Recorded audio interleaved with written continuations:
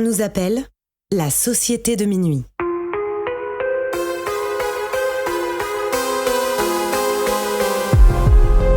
Séparément, on pourrait croire que nous sommes tous très différents les uns des autres. Nos passions, nos vies et nos histoires sont différentes. Nous ne fréquentons pas les mêmes écoles, ni les mêmes quartiers. La seule chose qui nous réunit, c'est d'avoir touché du doigt le surnaturel. Nous avons alors décidé de nous rassembler pour partager nos peurs, nos histoires bizarres et effrayantes. Les uns après les autres, nous reviendrons au cœur de nos angoisses sans souvenirs, aux frontières du paranormal.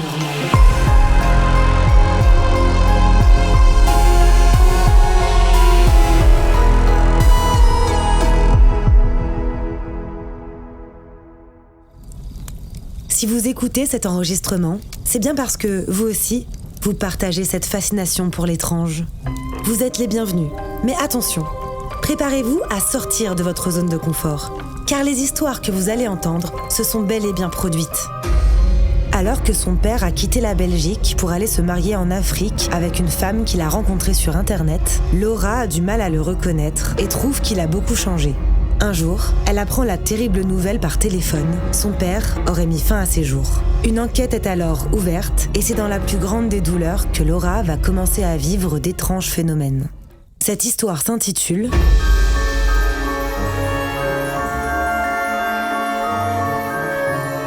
Noces funèbres.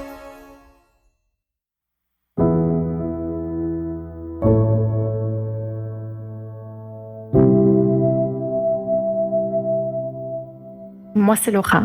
J'ai 33 ans, j'ai 3 enfants et j'habite en Belgique, en Ardennes namuroise.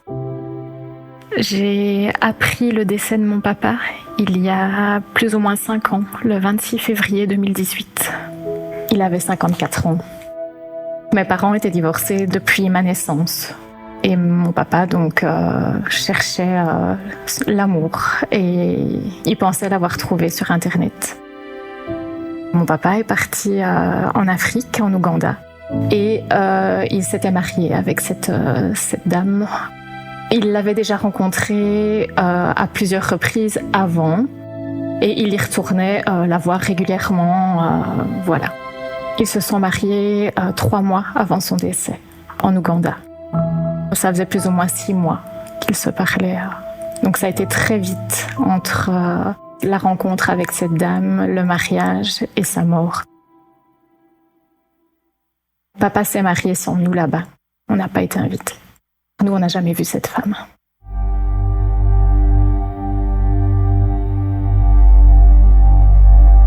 Il était peut-être, je ne sais pas, dans un autre état ou peut-être omnibulé par l'amour ou je ne sais pas ce qu'on lui avait mis en tête. Mais papa n'était plus le même homme. Papa disait qu'il voyait des gens autour de lui. Papa disait que les objets lui parlaient. Il avait des sorcières qui pendaient.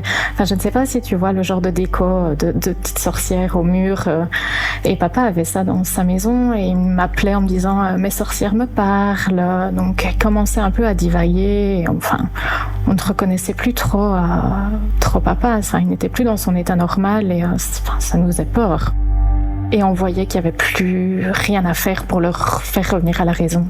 On avait beaucoup de peine pour lui parce qu'on n'arrivait pas à se réjouir pour lui de son amour envers elle parce que c'était vraiment de la peine. On voyait qu'il se dégradait, qu'il perdait du poids, qu'il n'était plus le même. Je trouvais ça vraiment très bizarre. Mon papa était policier, donc quelqu'un de très terre à terre. Et on avait beau lui dire quoi que ce soit ou l'essayer de l'amener à la raison, il n'y avait plus rien du tout à faire. Donc on l'a laissé faire. C'est triste à dire, mais on l'a laissé faire.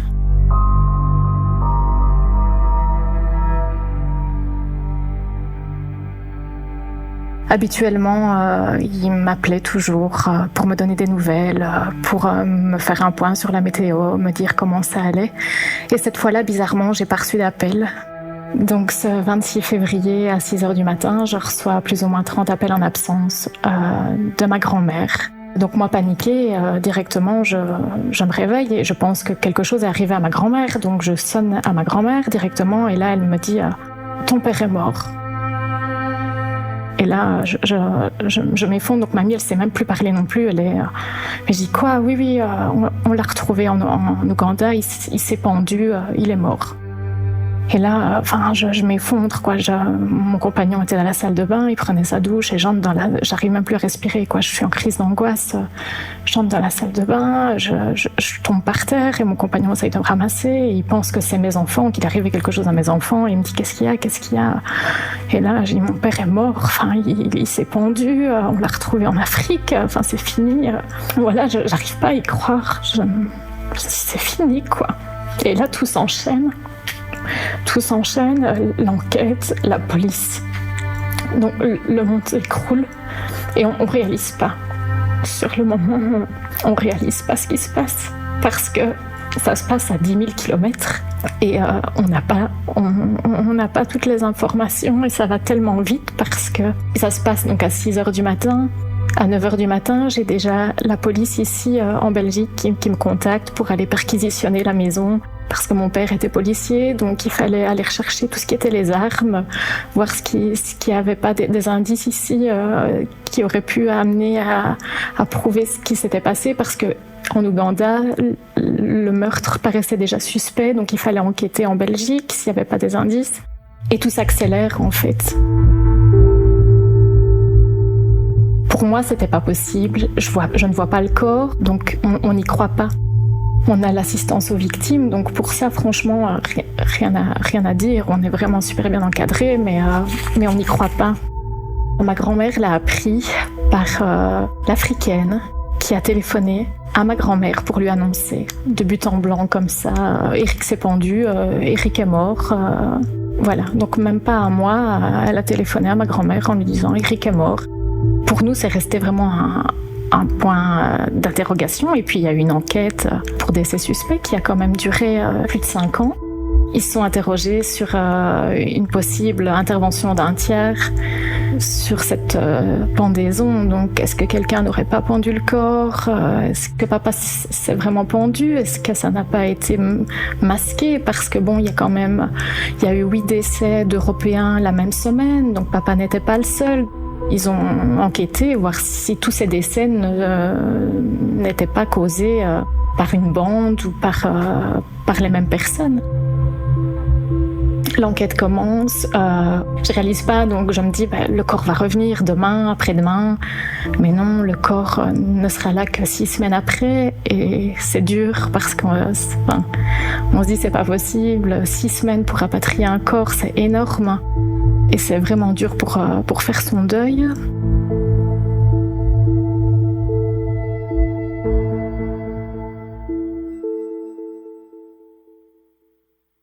Et pendant ces 6 semaines, on va avoir des signes très très bizarres.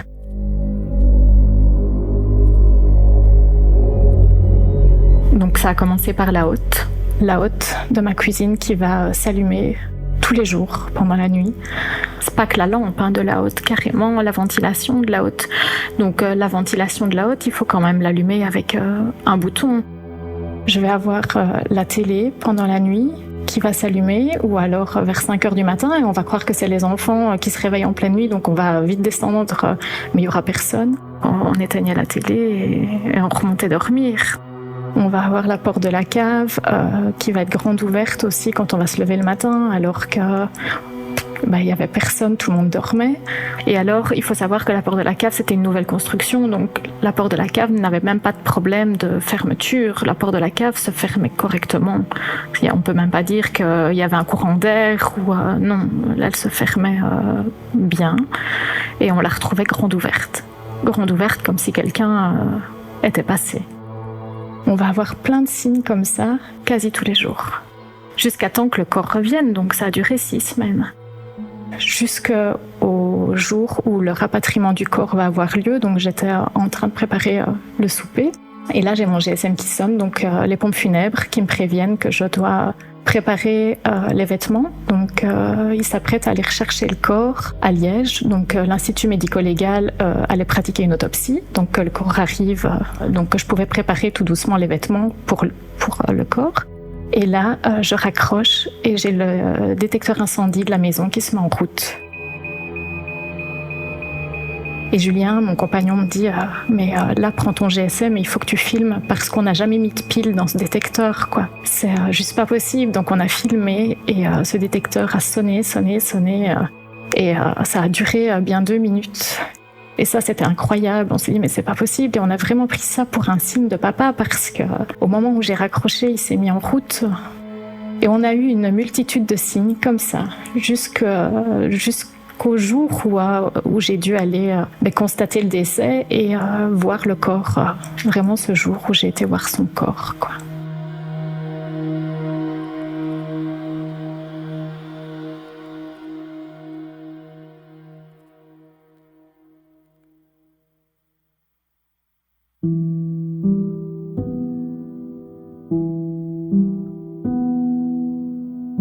Donc on a été voir le corps, donc mon compagnon, la police m'a accompagnée. C'est super dur de voir son père mort, surtout 6 semaines après, dans un état... c'est très dur. Et je me souviens que je me suis approchée de lui et je lui ai fait vraiment une dernière caresse sur la joue et je lui ai dit « Mais papa, là maintenant j'ai vraiment besoin de toi. Il faut vraiment que tu m'aides à connaître cette vérité. Je peux pas te laisser partir comme ça. Il faut qu'on connaisse la vérité sur ton décès. » Je lui ai fait une caresse sur la joue, je lui ai embrassé le front, je suis partie. Et suite à ça, j'ai commencé à avoir des rêves, mais des rêves très parlants, très puissants, où je le voyais. Et ce rêve le plus marquant, c'était devant sa maison, où il faisait nuit. Et il était avec moi et je me souviens qu'il y avait une concentration de motos devant la maison et on regardait ces motos et il me dit tu sais, je serai toujours là près de toi, je serai toujours là avec toi et j'aimerais que pour qu'on puisse avancer dans cette enquête, tu ailles dans cette armoire, tu sais, l'armoire chez mamie, la verte. Il faut que tu ailles rechercher des papiers à tel endroit et tu verras, ça t'aidera. Et il m'a embrassée sur le front et puis il est parti. Et en effet, quand je me suis réveillée, j'ai été directement le lendemain chez ma grand-mère et j'ai retrouvé ses papiers. Il y avait beaucoup de détails personnels qui nous a aidés de ce qu'il avait écrit, mais oui, ça, je préfère pas rentrer dans les détails.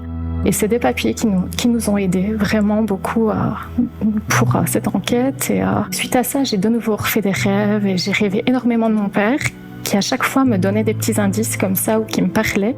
Donc je pense qu'il est toujours resté près de moi, comme ça, pendant longtemps. Et à chaque fois, ça m'a énormément aidée. J'attendais qu'une chose, c'est d'aller dormir, en fait. Parce que je savais que j'allais le voir. Je me disais, mais il n'est pas mort, en fait. Il est tout le temps près de moi. Je le vois, ça y est, je lui parle. Et donc 2 ans après sa mort, la veille de mon anniversaire, je m'occupais de ma petite fille dans la salle de bain et je vais chercher une pince dans sa chambre. Et en revenant dans la salle de bain, j'ai trouvé une pièce posée sur la baignoire, une pièce de Croatie, alors que j'ai jamais été en Croatie, quoi. J'ai rien compris et je sais même pas comment cette pièce est arrivée. Et cette pièce, il y a une plante dessinée derrière. Et cette plante, en fait, elle a la même phonétique que notre nom de famille. Donc en fait, j'ai un ami qui est fort réceptif aussi à tout ça. Il m'a dit, mais écoute, c'est un signe de ton père pour ton anniversaire. C'est vraiment un cadeau. Tu prends ça vraiment comme un cadeau de ton père pour prouver qu'il est là, qu'il est à tes côtés. Et, donc c'était encore un cadeau en fait de mon père. Mais je sais même pas comment cette pièce. Enfin, c'est miraculeux, quoi. C'est vraiment un signe, un signe magnifique. Après ça, ça a encore duré et peut-être 1 an après, j'ai encore rêvé de mon père. Mais là, c'était un peu plus froid. J'étais dans un immeuble un peu plus gris, plus froid. Et j'ai vu mon père habillé un peu en blouse d'hôpital et il y avait une dame avec lui. Et cette dame m'a dit, mais entre, vas-y, tu peux rentrer. Et là, mon père m'a serré dans ses bras et m'a dit, écoute, c'est la dernière fois que je vais te voir. Donc là, il m'a serré dans ses bras. Il m'a dit, c'est la dernière fois, on ne se verra plus. Franchement, ça a été vraiment dur. Parce que j'ai vraiment senti qu'il me serrait et ça a été vraiment un des rêves les plus puissants que j'ai fait. Et je pense que c'est vraiment à ce moment-là que j'ai fait mon deuil. Est-ce qu'il est parti? Est-ce qu'il est monté? Est-ce que c'était vraiment, fini? Et à ce moment-là, un lièvre est passé, je ne sais pas pourquoi un lièvre est passé dans cette pièce. Et puis cette dame a pris mon père et l'a emmené dans une autre pièce. Et je suis repartie de cet immeuble. Est-ce que j'étais dans un autre espace-temps? Je n'en sais rien. Et je suis repartie. Et les jours qui ont suivi, j'ai pleuré. J'ai contacté mon ami et je lui ai expliqué. Il m'a dit, écoute, maintenant, il est vraiment temps de faire ton deuil parce que je pense que tu ne le verras plus, même plus en rêve. Et c'est vrai parce qu'après, je ne l'ai plus jamais revu en rêve. Donc je pense que ça a été fini. J'ai franchi une étape. Peut-être que voilà, il est monté, il est parti. L'année d'après, c'était encore mon anniversaire et je vais faire des courses avec ma mère. Et il y avait des travaux, donc on s'arrête à un feu rouge. Et là, un lièvre passe devant ma voiture. Et je dis à maman, mais maman, regarde, un lièvre passe. Il y a 1 an, je rêve de mon père. Il y avait un lièvre dans la pièce où papa me dit au revoir. Là devant ma voiture, on était en ville. Enfin, ça peut être qu'un signe. À chaque fois que c'est mon anniversaire, j'ai un signe de mon père. Donc, ça m'a remonté le moral. Mais il est toujours là, en fait. Je le vois plus. Mais il est là. Au fond de moi, j'ai toujours un signe. Donc, faut pas que je me tracasse. Il est toujours à mes côtés. Et je sais que quand ça va pas, j'aurai toujours ce petit truc qui fera il me montrera qu'il est là. Même à la maison, parfois, et les enfants le ressentent aussi, on va sentir son odeur, peut-être, une fraction de seconde. Les enfants vont me dire, mais ça sent papy, t'as senti? Ça sent papy? Et j'ai dit, oui, c'est vrai, ça sent papy. Cette semaine, j'ai eu un ange sur mon tapis de mon salon. Je ne sais pas comment il est arrivé. J'ai eu un petit ange, comme la pièce, qui est arrivé sur la baignoire. Un petit ange en porcelaine, tu sais, comme tu trouves au cimetière, là, tu vois, le petit ange. Il est arrivé sur le tapis, c'est ma fille qui l'a trouvé samedi soir, on ne sait pas comment. Et ce que j'ai fait, j'ai été le mettre sur sa tombe directement. À chaque fois que j'ai vraiment des petits signes de sa part, je le remercie et quand ça me touche vraiment, je vais le remettre sur sa tombe. J'ai vraiment pris ça encore comme un signe de sa part et c'est vraiment le message que je veux faire passer, c'est qu'ils sont toujours à nos côtés et que quand ça va pas, ils auront toujours ce petit truc pour nous faire sentir qu'ils seront toujours près de nous et voilà, il faut vraiment être attentif aux signes de nos défunts, c'est vraiment très très important.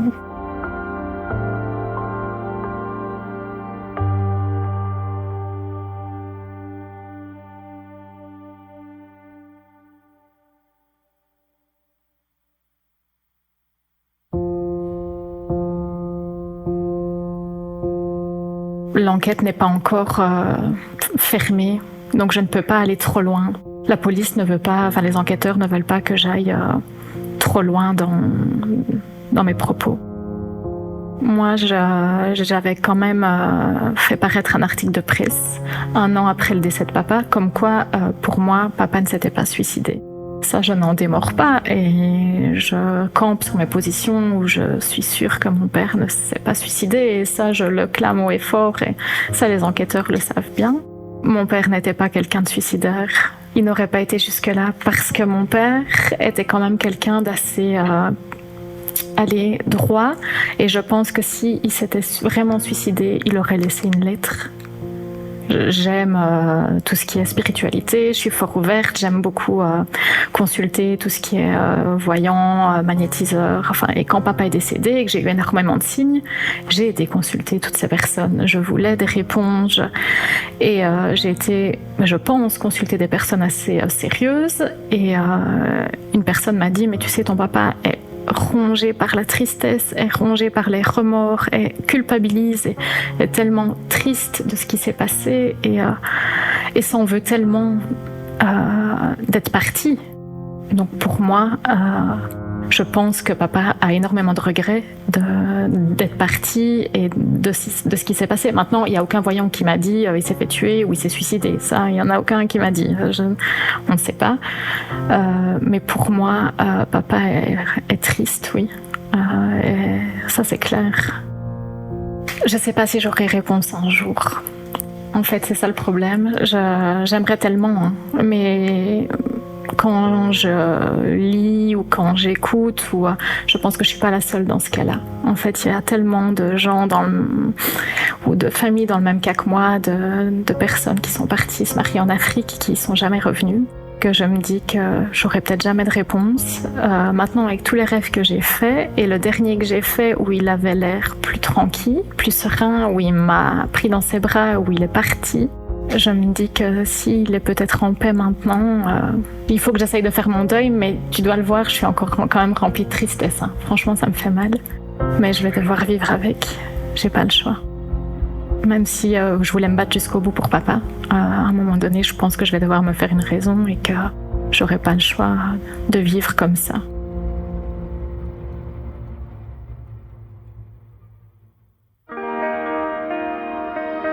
J'ai toujours été fort ouverte à ça, mais depuis qu'il est décédé, j'ai encore été... Enfin, ça s'est décuplé, on va dire. Le fait que ça me touche personnellement, mais j'ai l'impression que ça m'a ouvert encore plus de portes, comme tout ce qui est les voyages astrales. Je te dis, c'est cette porte vers une autre dimension. Quand je rêve, bien souvent il fait nuit et je sais que quand il fait nuit, c'est que je suis pas dans le même monde. Il y a trop de personnes autour de moi et je me dis oh là là, je suis pas dans un rêve là, je suis dans une autre dimension et il y a trop de monde autour de moi et je dois faire attention où je mets les pieds quoi. Et je sais que quand je reviens et que je sens cette pression, cette sensation d'étouffer, je sais que j'étais pas en train de rêver quoi. Là aussi, ça va paraître dingue, mais j'ai fait un rêve il y a plus ou moins un mois où moi, je me suis vue mourir. Donc j'ai rêvé que j'étais morte. J'avais aussi cette fameuse dame, je sais pas pourquoi, encore, comme qui accompagnait mon père, elle était là encore. Et je voyais mes proches, mon compagnon, mes enfants, et j'essayais de les toucher. Et elle me dit « Mais non, vous pouvez plus les toucher. Vous pouvez les voir, mais vous ne pourrez plus jamais les toucher. » Sur le moment, ça m'a fait mal. Et puis après, je me suis sentie tellement légère et de me dire « Ah oui, ça y est, en fait, je suis morte, je suis plus... c'est fini. Mais je peux voir mes proches, mais j'ai plus de problèmes.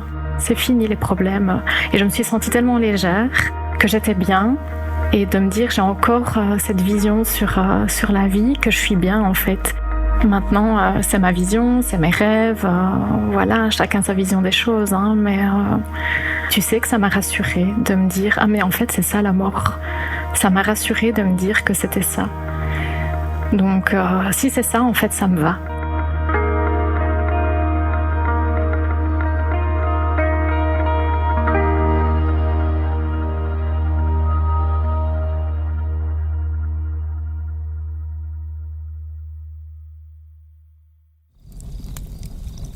Vous êtes maintenant arrivé au bout de cette histoire. Avant de partir, venez me dire ce que vous en avez pensé en laissant un commentaire sur votre plateforme d'écoute préférée ou sur Instagram. Et n'oubliez pas, si vous aussi, vous avez le courage de vous plonger dans vos souvenirs les plus étranges, prenez contact avec moi, venez me raconter vos histoires et vous ferez vous aussi partie de la Société de Minuit.